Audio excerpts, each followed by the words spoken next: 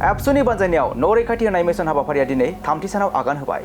शिबसागर जिल्लायाव दैबानाजों नाख्रेबजानाय सुबुंफोरनो न' रैखाथि होनाय हाबाफारिया सोलिगासिनो दं। दुलाराय बर' फरायसा आफादनि बानजायनायाव।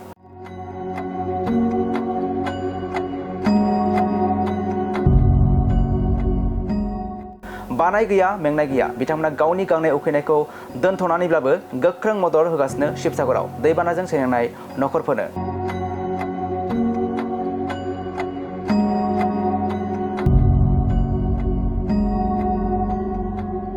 हाबाफारियाव गासै 100 मावथि हान्जाफोरा थाद'नाय गैयै मदद होनाया सोलिगासिनो दं। दैबानाजों सिलिंखार जानाय नखरफोरखौ रैखा खालामनो आरो राहा होनो थाखाय दुलाराय बर' फरायसा आफादनि मोनसे गोख्रों हाबाफारि।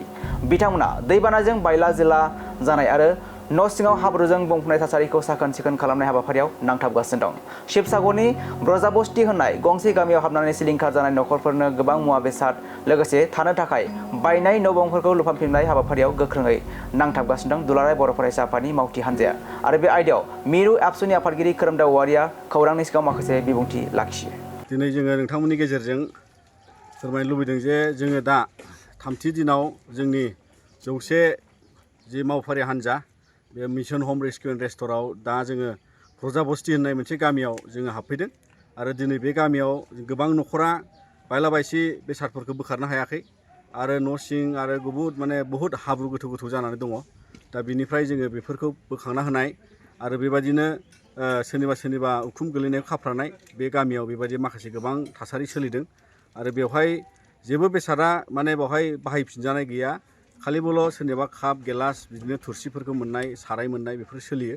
दा बिनि अनगायै गुबुन मोनसेबो बेसादा बेवहाय बाहायफिनजानायनि थासारियाव गैया। दा बेखायनो जोंनि मावथिफ्राबो बेखौ जाहाथे उनाव न'खौ मोजाङै लुफिननो हायो बे जायगाफोरखौ खालि खालामना होनायाव जों मदद खालामदों।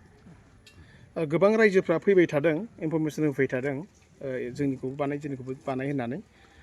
दिनै सानसेयाव फोजोबनो हागोन हाया ब्रजाबस्तीखौ? जोङो ब्रजाबस्तीयाव दासिम नखरबाखौ जोङो बाहाय हाबनानै दं आरो गुबुन नखर जाय बिथांमोनहा जोंनो खबर होदों जों बेखौ जोंनि समखौ नायनानै जोङो खामानिखौ मावगोन आरो बिनि सायाव जों जेसे हायो एसे बिथांमोननि नखरखौ उद्धार खालामनाय बा बोखांना होनायखौ जोङो दिनैहाय सानसेयाव ब्रजाबस्तीयाव जों नाजालांगोन।